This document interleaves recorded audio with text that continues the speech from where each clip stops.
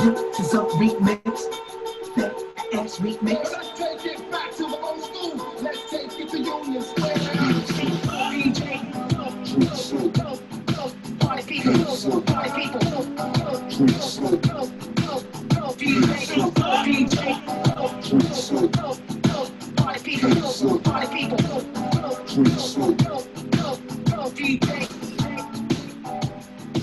Oh, how can you possibly not get going with that? I thought Jim Belfiore was supposed to dance. That was we were going off menu. There was going to be some dancing going on. You couldn't see below. Oh, right. What he was doing with his feet. Yeah, right. He was going crazy with his feet. Tapping his toe. That's right. That's amazing. Well, this is great. We've got an amazing panel of innovators today, and it ranges from the guy who thought of an idea that changed the world, literally, Todd Davis with LifeLock, who took his company public, to Rod Cullum, who's changed luxury home building here in Arizona.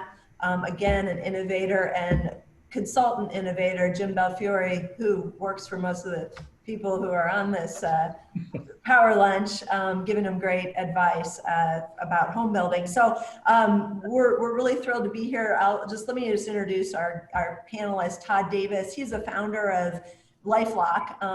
He's also won Ernst Young Entrepreneur of the Year, and he's an investor and a board member in various companies. The guy's just a genius. He's a creative genius, and he implemented. And I know I'm personally inspired by innovators, and Todd is, I know, an inspiration to all of us. Plus, I think everyone recognizes Todd and thinks they know Todd because he's very well recognized, and we can talk about that. Jim Belfiore, everybody knows Jim, and founder of Belfiore Real Estate Consulting, which is the leading residential market-based research firm here.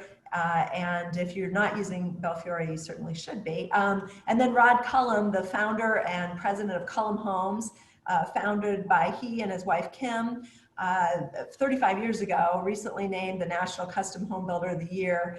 And Rod, we love your product, and we're super happy that you're here with us today. And then Court Rich, my law partner and co-moderator, and Madeleine, thanks for doing this. She's had the technical stuff, and then Peabody, our DJ, because every lunch needs a DJ. Okay, well let's make it happen. All right, Court, let me just ask you what's been new.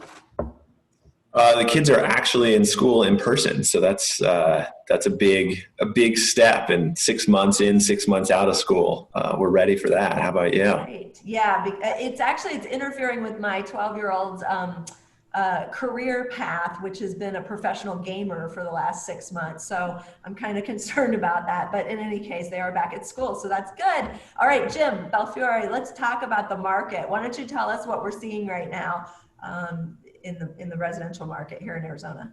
Well, it's crazy time. So I think any home builder that's on the call definitely knows what's going on. But we've seen, from that initial drop off in demand in late March through most of April of about 27% month over month, we've seen just surging demand, and we're now back to really above where we were in early spring and in late February and throughout most of March. And we're at levels of sales that we haven't seen since late 2005, early 2006. So buyers are coming out in droves, and builders are buying land in every submarket. Is back active again. We're seeing skyrocketing demand really in the peripheries, but healthy infill demand too. And because there isn't a whole lot of supply on the MLS, and there isn't a whole lot of supply in communities, the builders have about an 84-month low in terms of speculative supply. The number of communities is similar to where it was 5 years ago. There are about 520 active communities. If we went back to August 2015, what we'd see is that we had 91% fewer buyers in that month than we had in the latest month. And most of the buyers coming out, notwithstanding the high-end buyers that Rod's going to talk about, but most of the buyers, they don't have homes to sell. A lot of them are millennials, so they're in the market finally. They're at that point in their life stage where they're buying homes, and then you have a percentage of the market that's investors, and they don't have homes to sell. So about 50% of buyers, at least in the Metro Phoenix area, don't have homes to sell.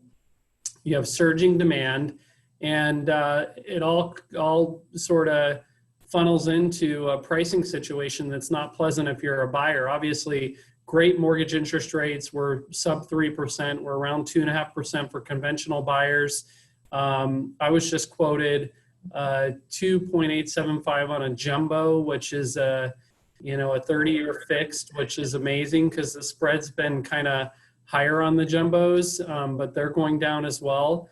And but prices are surging. So I try to get the word out, particularly with the media and the masses, that look, if you're a home buyer, if you're a home shopper, if you've been considering buying a home, absolutely do it as soon as possible, because home prices are jumping at a percentage rate of more than 1% on a monthly basis, and we're going to continue to see that,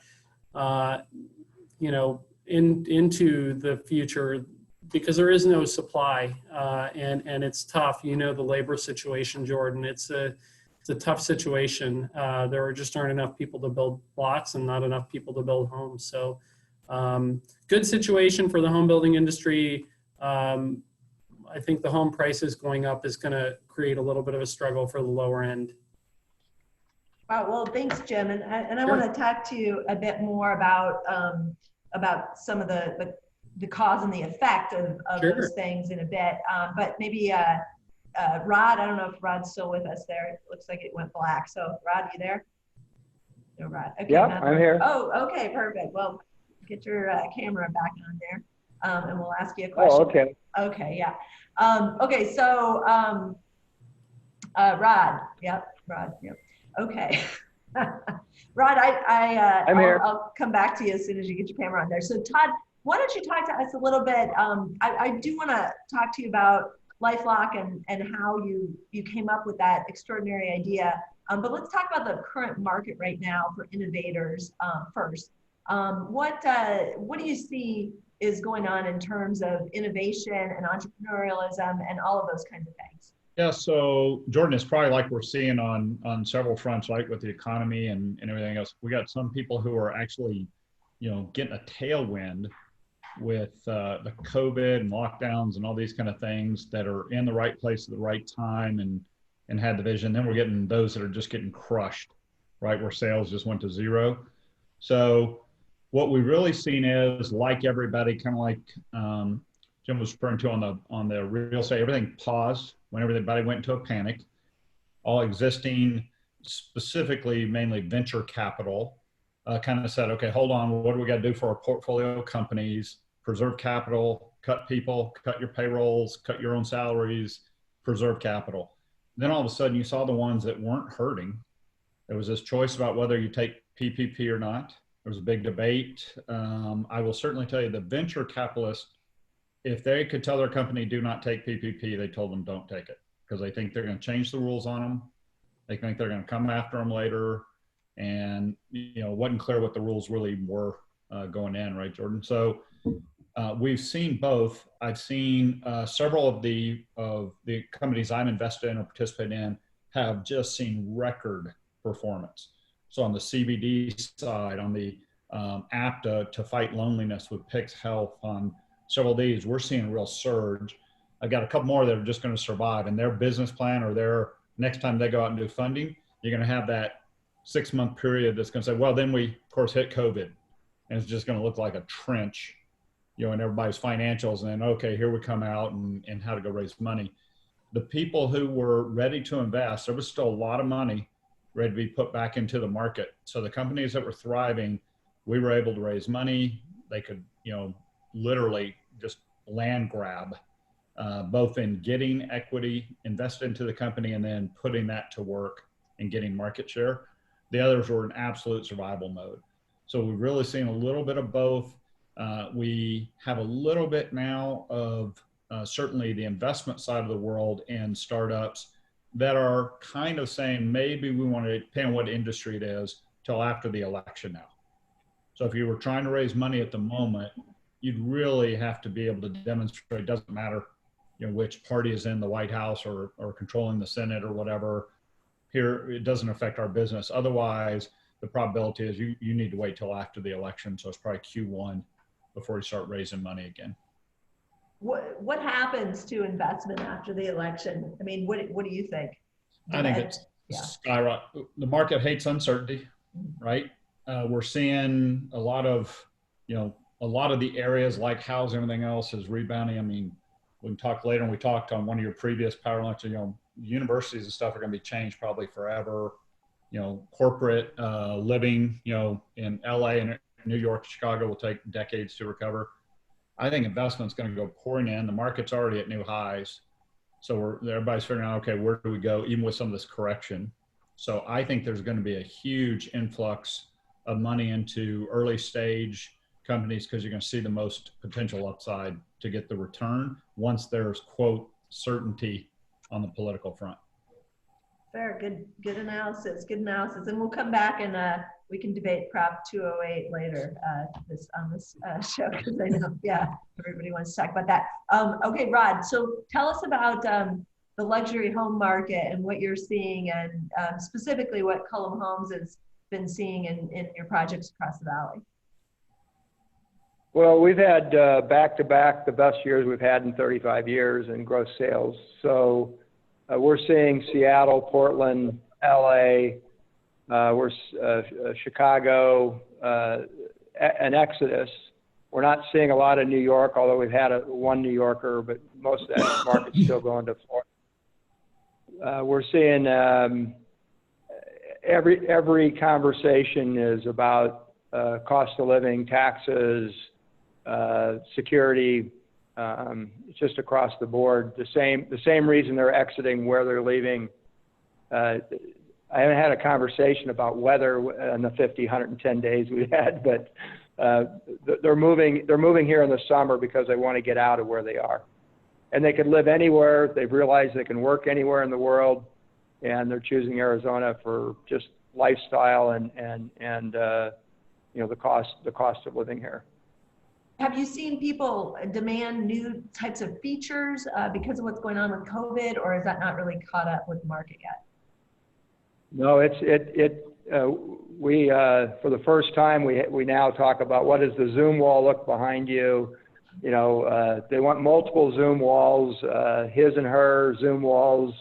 They need a Zoom wall if they're asking for a raise versus trying to close a deal. It's a different background. So it's a very interesting conversation. Houses are getting a little larger because they're adding another office in the house. So the trend of going sub 3,000, you know, all the luxury lock and leave that we were doing, we kept hearing, oh, I want to be at 3,000. They ended up at 34. Now we're seeing most of our homes that we tweaked to custom design for folks are ending up in that 38 to 4 range. Rod, what's the distinguishing feature of the close a deal Zoom wall? Well, it's interesting. The Zoom wall that Todd has would be like you know, the power wall look, and some of the folks actually want to have a very muted wall. Some of them want to be able to show the, you know, golf course or the mountain in the background. But in all cases, they're thinking about multiple locations within the house on how they're going to interact with employees in different parts of the world and our clients from around the world. I need a new Zoom wall. And in 35 years, never had that conversation. Never That's once amazing. had the conversation. That's amazing. That's totally amazing. Well, Hey, Jordan, can I ask Rod? yeah, do it. Yeah, Hey, please. Rod, so we're hearing, and obviously we're focused more on the production market when we're doing surveys in person. with salespeople, but in every area we've been to, we're hearing more and more about Californians coming here. And I'll say, in my 25 years in Phoenix, Arizona, you know, everybody's always said, oh, people are moving from California. People are coming from California. Everybody wants to get out of California, you know, because of all the taxes and the political issues and all this other stuff. But I have never heard salespeople rave as much as I've heard them rave recently about the number of Californians coming here. Do you have a perspective on that? Is it more Californians, or is it about the same? And we're, you know, we just hear about it more during the summer because it's, you know, the fires and, you know, the environment presently. No, there's some major shifts in the market for Arizona. California is definitely driving an exodus. You know, Exodus California is real. I think the fires are just going to be another layer, another reason. But Seattle and Portland, Seattle more than Portland, but from what we're seeing in the high end, you know, recent conversations is about the estate inheritance taxes that Washington has, 18% on top of the federal requirements at $2 million and up. The California property taxes, the California just general lifestyle and sense of security. Now, everything we're doing is in gated communities. So that's a huge driver. That was a driver for the local community, but for the California people coming over, the gated community is an absolute. It's a check mark that's what they're buying, is that security and sense of lifestyle. And the fact that the way we were locked down was different than California. They're just mad at the world kind of attitude when they come over here. So it's definitely different than it's been in any point I've been building and dealing nose to nose and toes to toes with buyers that we're dealing with. This is a different intensity to move, a different commitment to make the jump. And a lot of them, we've had buyers that we've talked to for 2 and 3 years from California that finally said, okay, this is it, I'm out of here.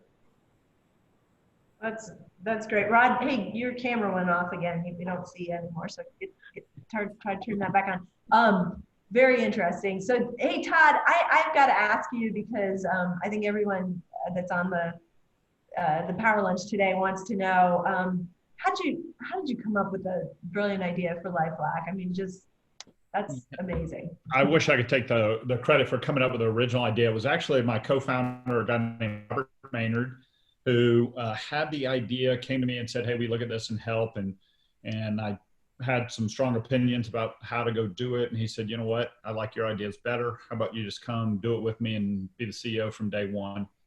And, you know, Jordan, what was exciting was the chance to define an industry that didn't exist. You know, most of the time, what are we all trying to do? You know, build a better mousetrap, you know, improve on something, be a really good service provider. You know, that's a differentiator. I loved the idea of, okay, define an industry and then try to become that brand, you know, leader position. And it's super hard, costs lots of money, but it is also incredible the momentum you have once you occupy the brand leader position. You know, we took heat. I had to fight with the FTC a couple of times, but we grew all the way through it. We had 44 consecutive quarters. So 12 straight years, 44 consecutive quarters of growth. Every quarter was bigger than the one before because we just delivered that brand promise to consumers. They loved us. They were wildly faithful. It was an incredible ride. It was, you know, years of it were a blur. You know, I'm glad I got to retire a little earlier so I could recover and have a relationship with my boys so they actually know who I was versus remembering dad on television or something. But, you know, it was incredible. That's amazing. What was the moment where you knew it was going to be successful? Well, it was actually the way we gave out the social. Jordan, you got to realize, so it wasn't like we had a bunch of marketing research money and let's go figure out, hey, what if we gave out our social security number? So I'm sitting in this little studio over here by Sky Harbor. So if anybody's ever had to do those little video, deals where Camelback's behind you, you're sitting in a broom closet over there in these studios, right? There's no one in there. It's dead black, dark, and you're staring at a camera. You don't even see a screen. You don't even see the people you're talking to, right? You just got the IFB in. Well, like any good entrepreneur, I'm just worried about making payroll. Like, I'm like, how do I get people off their ass, pick up the phone, call us, go to the website, enroll, right? I need to make payroll. And our co-founder, Robert Maynard, had some of this idea, but I called him and said, hey, what if I give out my social security number on television? And they were really good. They did say, okay, and Jordan, you guys will appreciate the law side of this. So everyone thinks I challenged everybody to steal my identity. I never did, because they told me while I'm mic'd up, the people in the control room are losing their shit because I'm talking on a cell phone. Back then it was a BlackBerry, but hey, what if I give out my social? They said, well, you can't actually challenge anyone to steal it or you'd be soliciting a felony. So you can't actually dare anyone to do anything. So I never actually dared or challenge anyone. I just said, I'm so confident, here's my real social security number. Wow. So that was really good stuff. And, back then we knew I couldn't fix, we couldn't see everything. We were an early startup, but I tried to give that, my social on CNBC. I didn't even give it. He wouldn't let me give it on the air. He shut me down from giving it on the air, but that made me more courageous. I'm like, no, I'll do it right now on the air. I'll do it. And he's like, no, Mr. Davis, please don't do that. Well, you got to understand, there was only like 10 of us in the company. And so I used to leave after doing a live PR, news media.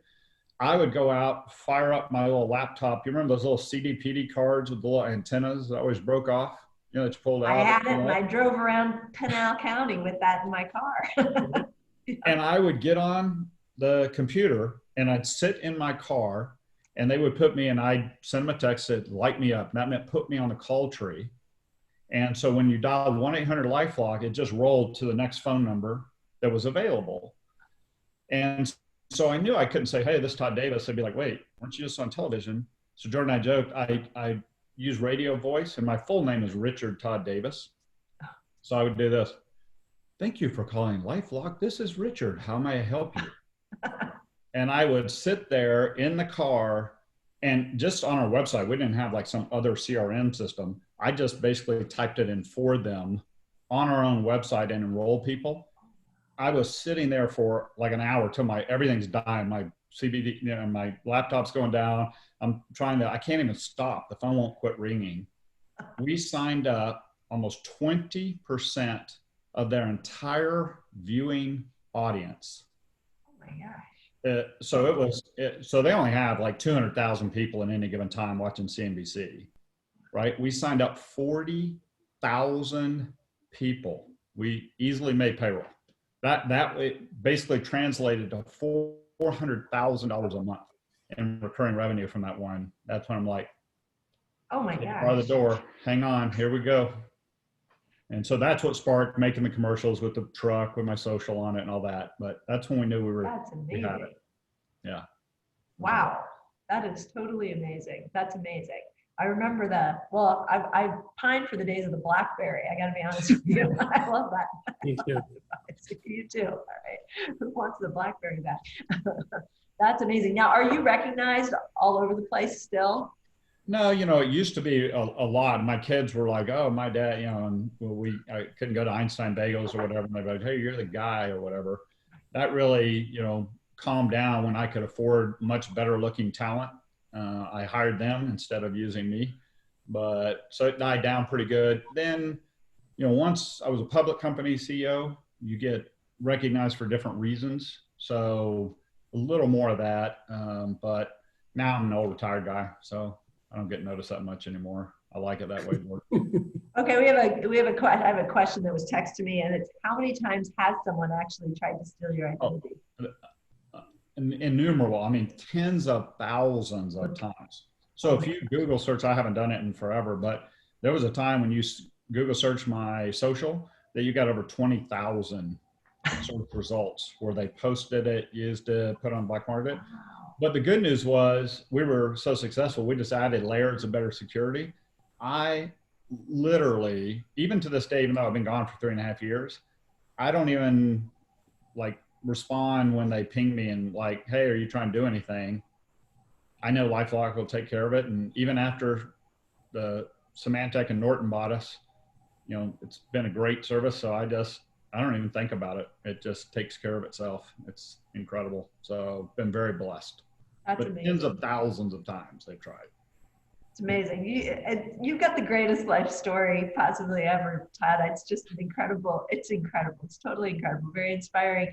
Okay, one other question, then I know we'll move to Jim and talk a little bit more market. But what do you miss it? Do you miss the public company, the action in that sense, or are you just at a stage that different Well, stage? let's put it this way. I will never take an operating role again. So that part I don't miss. The headaches, the stress. Everybody that's on this call has been there where you're waking up at 2 a.m. and okay, that's it. I got to get up now because I'm thinking about that thing. I got to get to Jim, and then I owe that to Rod, and then Jordan's going to want that, and I got HR issues, or I hated budget reviews and ops reviews and all that crap. So I don't miss any of that. Now I love the audacious, like go build a brand, go, think, I call them decisive points. So it's the really big strategic stuff you have to go do. So, I'm doing it with a CBD company called Cadenwood, and the product's called Level Select. So we're going big again and going to go try to be the biggest in the CBD space. And so I am going out next week to New York and meeting with all the bankers and, that whole shtick again. That part I love. I love the challenge of it. But I don't miss the getting up and leaving the house before the kids get up and trying to rush home to at least see them before they go to bed. That sucked. I would never want to do that again. Good answer. Good time in life for everything. So, all right, Jim, let's talk about what do you think the trajectory of the housing market is here in Arizona after the elections? And you might be different depending on who wins. So nationally. Right. Yeah. I'll tell you the long-term effect of the credit issues that have been created over the last 4 months, 5 months, 6 months. That is a difficult thing to assess. What we know is, if you're reading the Wall Street Journal or a similar quality publication, people have been paying down their credit cards, right? So it doesn't matter how much you've been struggling. The reality is a large percentage of the population over the last 6 months has paid down their credit cards to the tune in the United States of about 10%. So credit card debt is down significantly.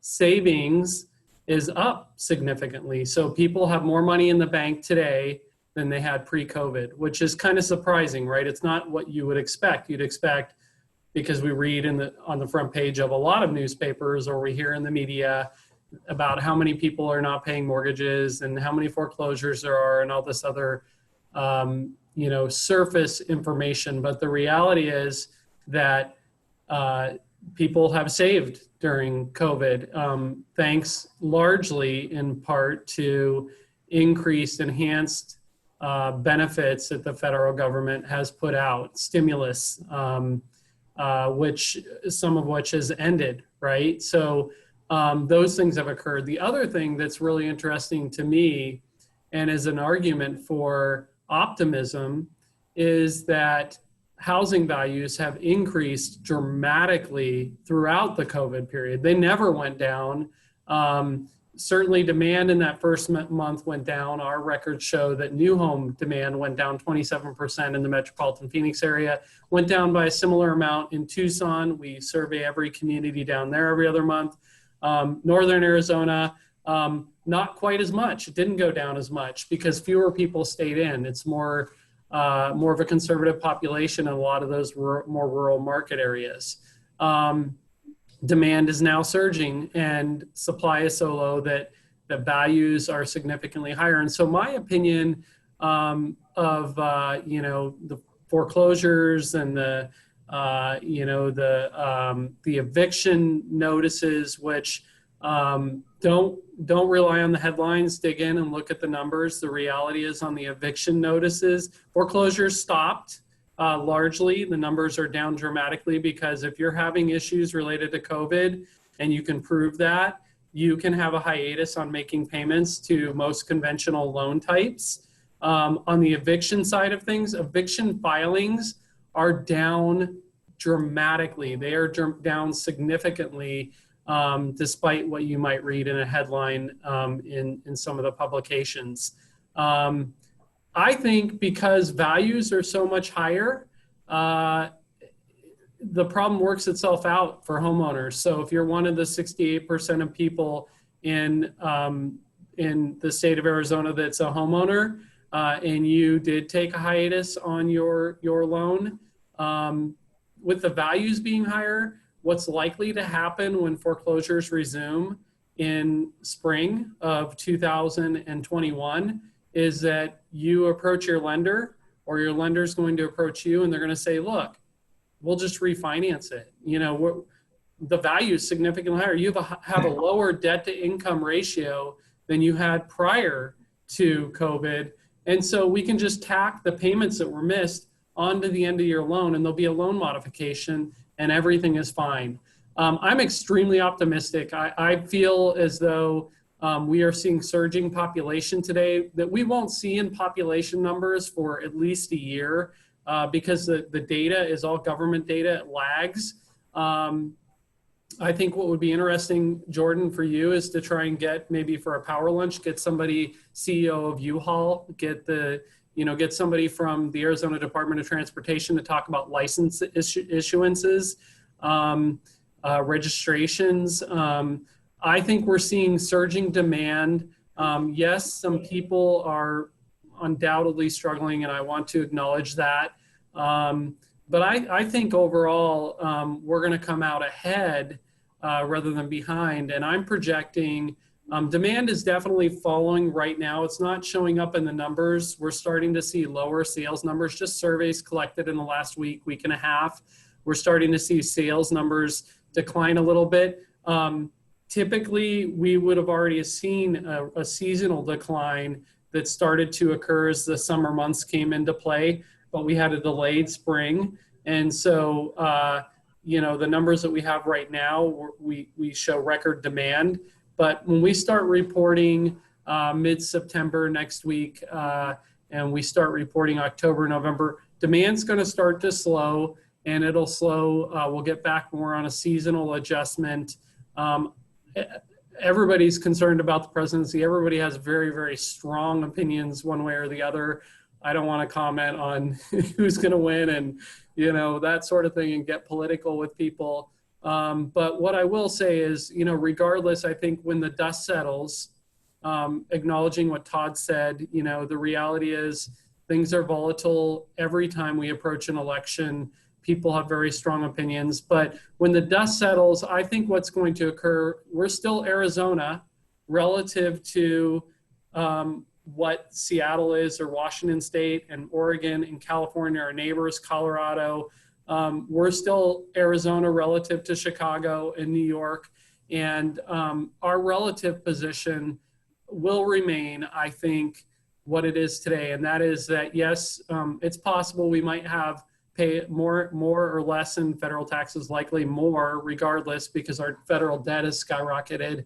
But I think our relative to position remains where it is. I think the fallout from COVID will be stronger, relatively speaking. And I think we're going to have the best spring selling season that we have had since 2005. We're not going to do 65,000 permits next year, but with 3% mortgage interest rates, and the Fed's already recognized they want to keep the Fed rate low. They want interest rates to remain low. They don't control 10-year treasuries, but the 10-year treasuries are dropping presently. I don't see them going up. And what I would expect is surging demand next spring, best spring selling season since 2005. And I don't see a change in supply. I'm hopeful that we see a change in supply. I hope builders can bring more communities to market. I hope you all, Jordan, can help more builders entitle land. I see Rod Cullum sitting at the top of a money mountain with his new community. I think he should share that. But I'm for positiveness for the next couple of years. I think we're, we may be in the fourth inning in terms of the housing demand. On the apartment side, a little more challenging because we've been in a 9-year, surging demand. Rental subdivision is a bright light, but if you're a for sale builder, all positive, all thumbs up. Thanks, Jim. And Rod's on a money mountain right now. Court, you have a question? Yeah, we'll get to Money Mountain in a minute. On Money Mountain. That sounds good. I'll hop on that mountain.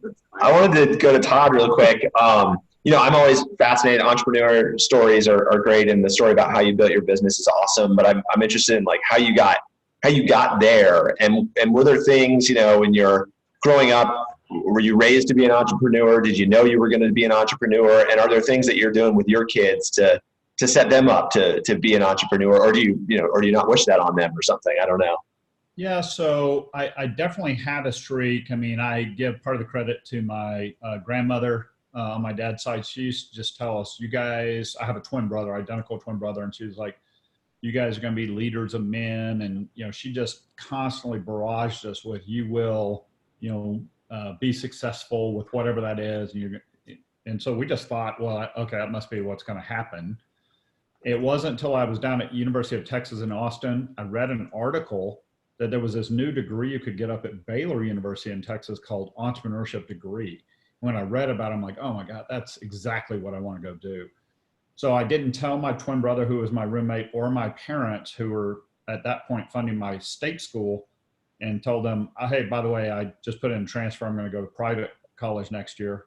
And when my dad, said, oh, great, you just quadrupled the size of my checks after, right? Thanks for asking. But they were super supportive, so I knew it. I knew what I wanted to do.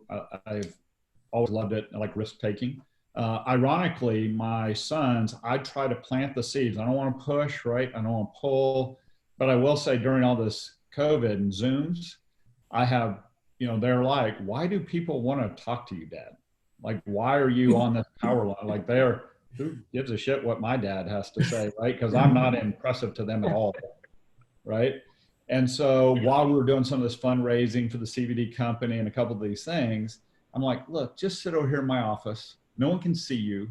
I'll put it up on the Apple TV. Just sit here, soak something up, right? And so for the first time, they're 16 now, right? My twin boys are.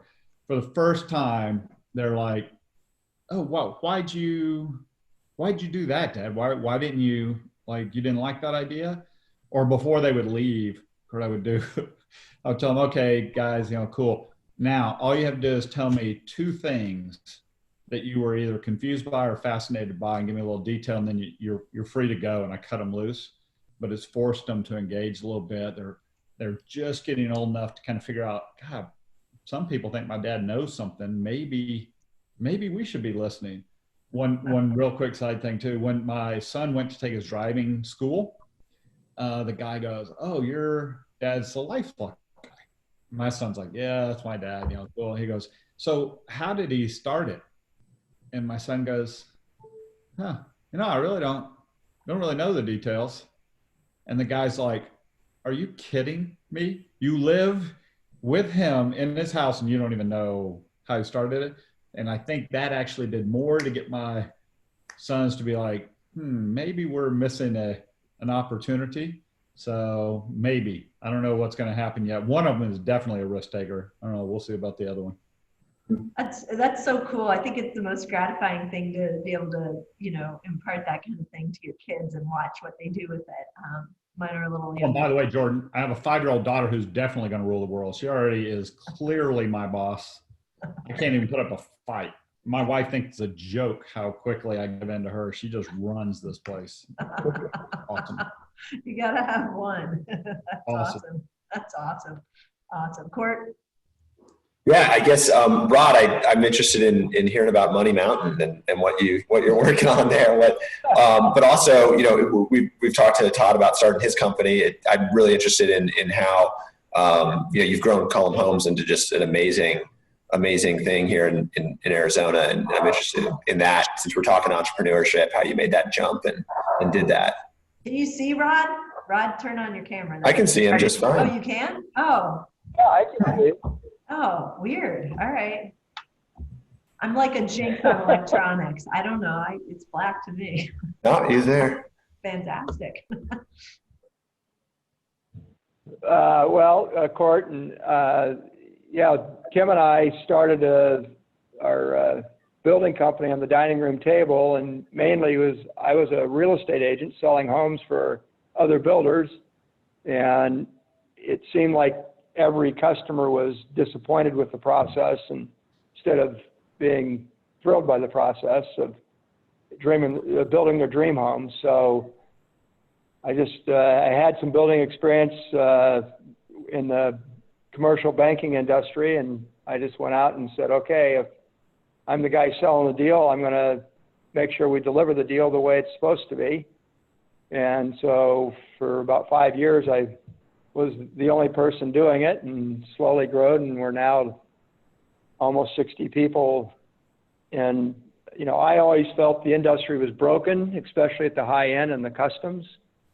So I brought the architecture, the interiors, the design selection where I'm sitting now, the whole process in-house, so we can deliver the promise and not have a lot of outside influences. And it's, as we're doing communities, that's really critical, because, you know, the traditional architecture, buy a lot, get an architecture, get a bid from a builder, to me is a broken system, because, you know, the person driving the cost is the person drawing the house, and they may not really have the full understanding of the cost of what they're drawing.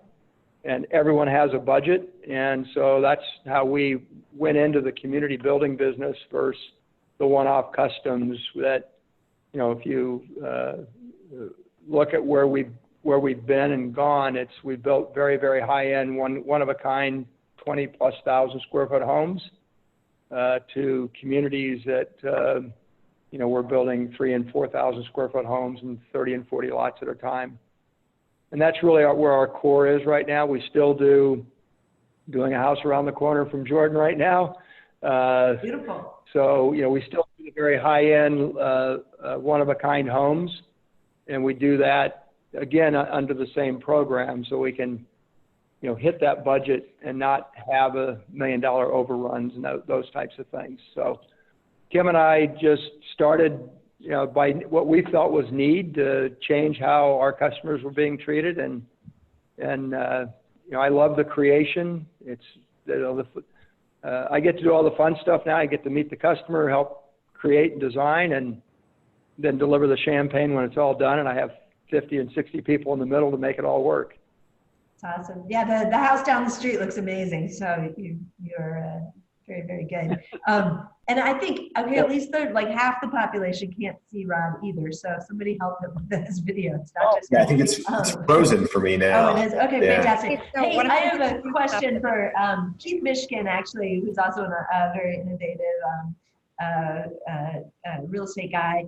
Asked this question. I want to talk about cost of home prices, and specifically lumber costs being up like 30–40%, other material costs that have really escalated. And maybe Jim or Rod, you could comment on that and the issues there.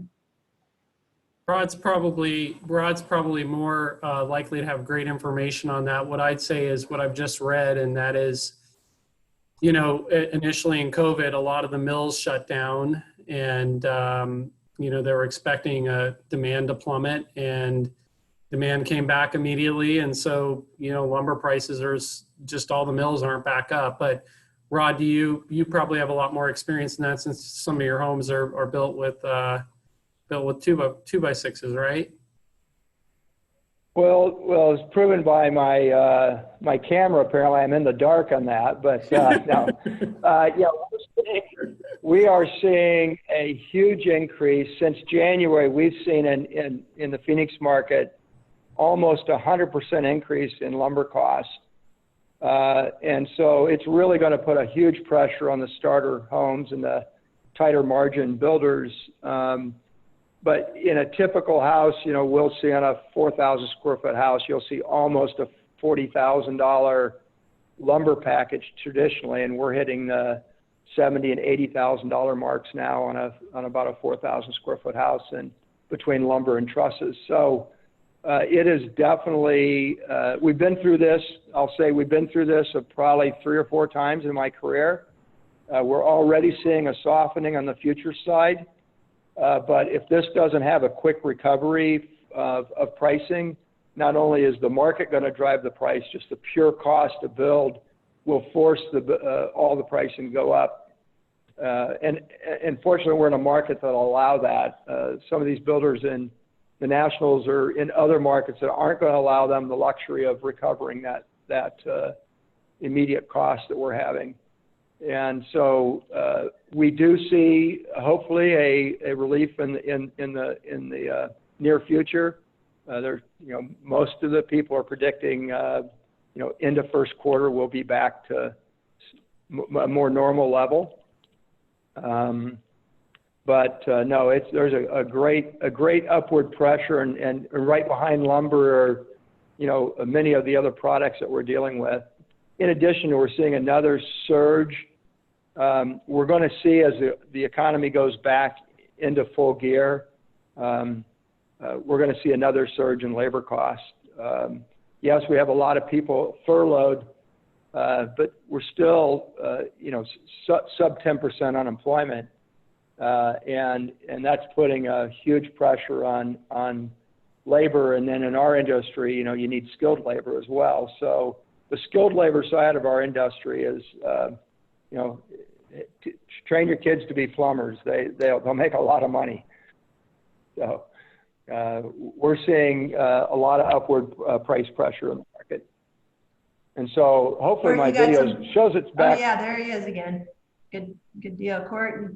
You got I had to go visit the money guy. we can see you again. That's great. I was going to go to Todd with a quick question here, and I'm curious. You must see a lot of you've seen a lot of deals in your life. Some you've invested in, and probably many that you've passed on, and certainly watched other entrepreneurs. Do you have advice? Like, what's the number one entrepreneur thing they get wrong that you've seen, or that you would tell folks? I just want to take advantage of the opportunity here with you and get some free advice. So there's probably 2 different ways to answer it, right? So from an investor side, I definitely decided it is all about the leadership team. So I give 1% credit for the idea, 2% more credit, so you're up to 3 for a strategy, and I get 97% credit for execution, which is all about your leadership and being able to adjust, because whatever was written in the business plan, the one thing I can guarantee you is it will not look like that 3 years from now, if you looked at those 3-year projections and everything else. So my investment strategy is 97% is about the leadership. And every time I've rationalized, but they're a little quirky, or they're, but what a great idea, or what a great new product, I have paid the price. So I do not waver anymore from an investment strategy. As far as true entrepreneurs, the best advice I typically give them, I mentioned earlier, something called decisive points. So, Rod, I'm sure knows it. When you're building the business, there are a million things you measure, right? And KPIs, as we call them, and all this kind of stuff, which are important, and that needs to happen and tracked. But there are decisive points. And I've found that in any given moment, there's only 2 to 3 things that if you fail, it is catastrophic to the goal, right? The mission. If you're successful, it's exponentially bigger deal. So as the leader, what I try to cultivate in the entrepreneurs that I interact with is, don't fool yourself. It's so easy to get sucked into some of the details and some of the stuff that's right in front of you, the firefighting, the operational stuff.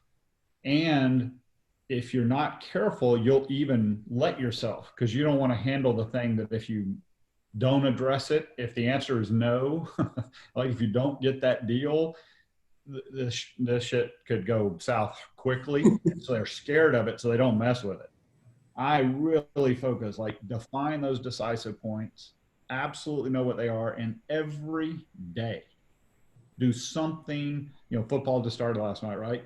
Move the ball forward. Now, certain times you're going to get knocked on your ass, sacked, you know, lose. Okay, get up, go make, I don't care if it's inches. You move that thing forward on those decisive points every day. And I would tell you again, I did a ton of stuff wrong, right, Court? But when we were doing LifeLock, when we're doing some of these investments, when you can stay focused on those decisive points, right, you can handle these macroeconomic things. You can handle the outside threats. You can handle the competitors because you nailed the stuff that had to be nailed.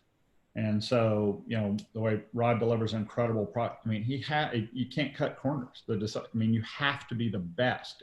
If you want to be sought after, if you got to be able to make enough margin so the lumber price doesn't stop, that you have to be that good quality. You cannot cut the corner. That's a decisive differentiator. And if he ever got the reputation that, oh man, boy, after the build, I was so disappointed, wasn't nearly what he said it would be devastating, right? Same thing for us at LifeLock. When we made this promise to always have your back, man, I told my people, do whatever it takes, solve their problem. The irony is some of the people who loved us the most had their identity stolen while they were a LifeLock customer.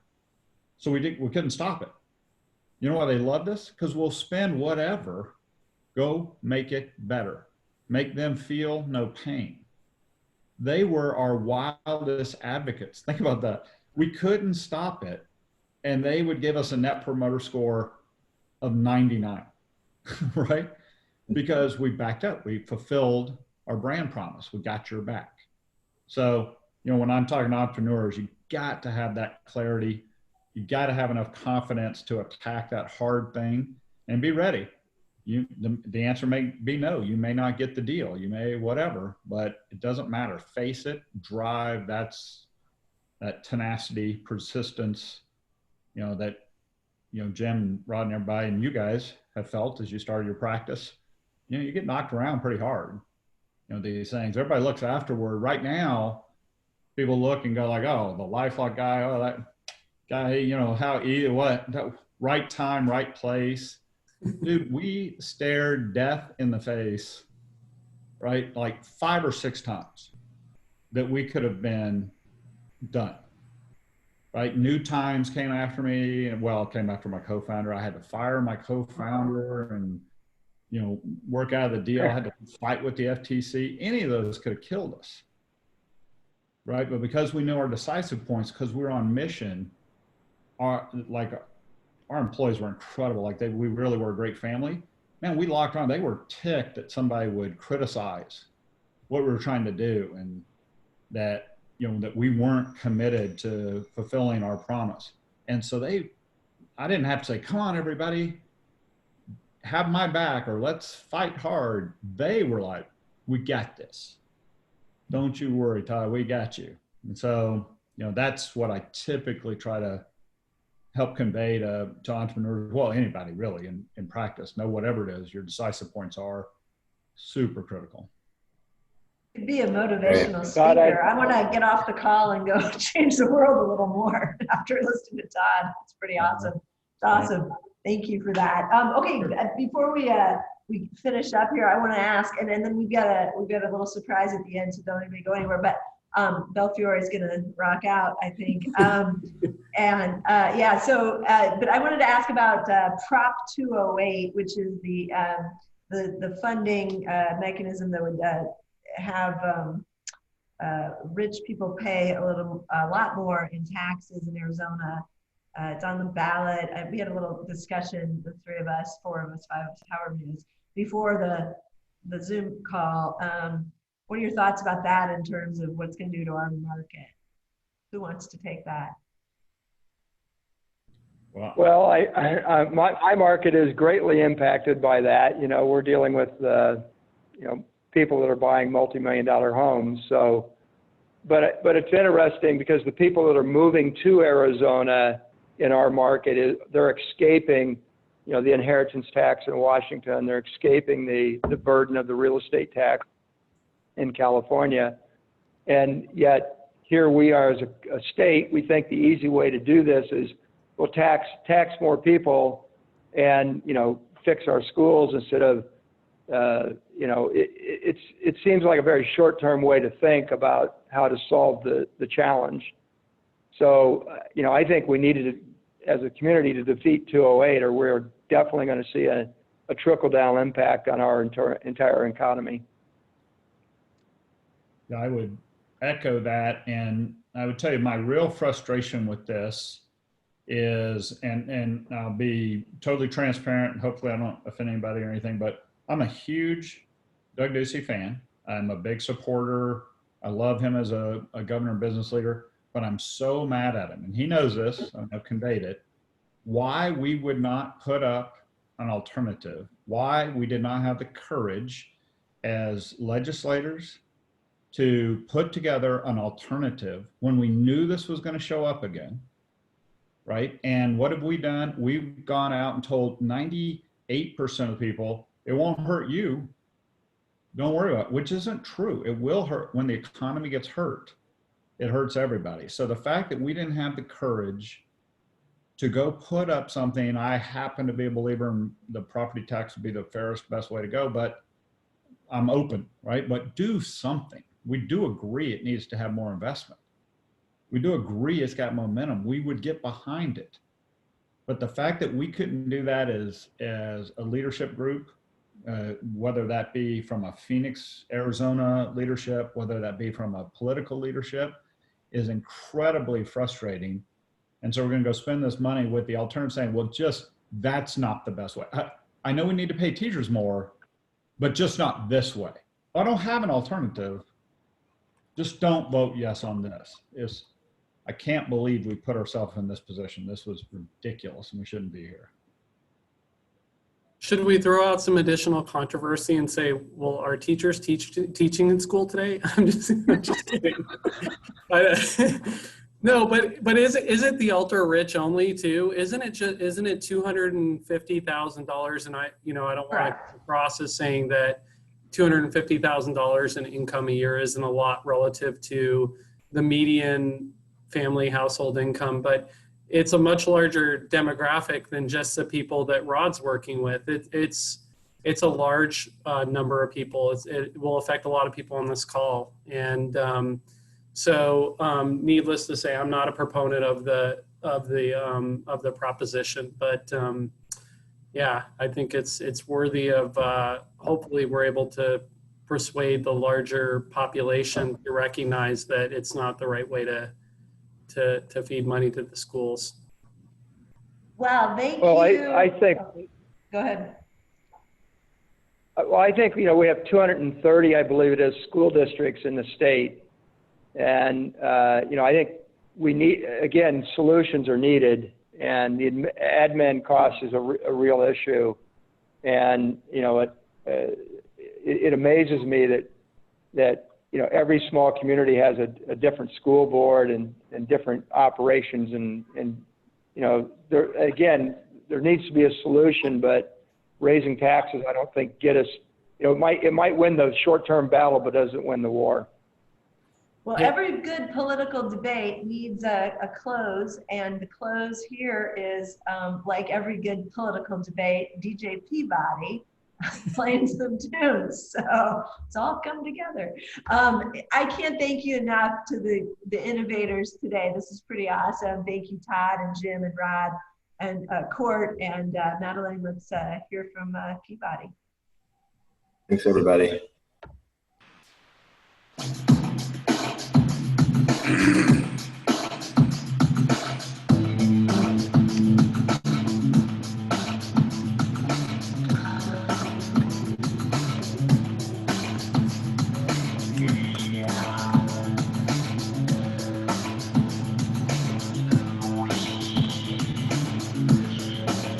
Where's Court?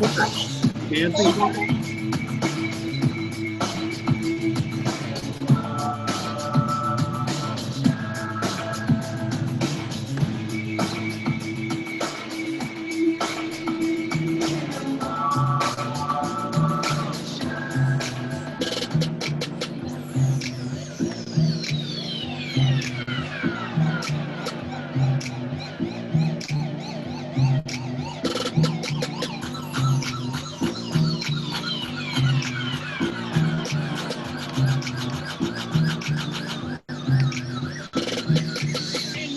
Engine number 9 on the New York Transit line. If my train goes off the track, pick it up, pick it up, pick it up, pick it up, pick it up, pick it up, pick it up, pick it up, pick it up, pick it up.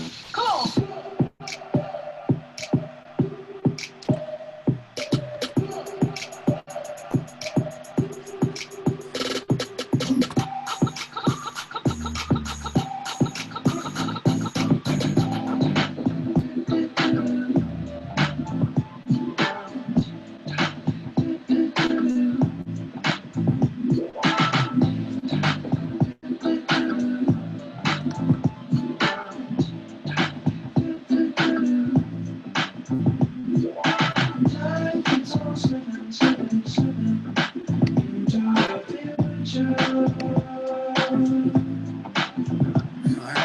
Time keeps on slipping, slipping, slipping into the future.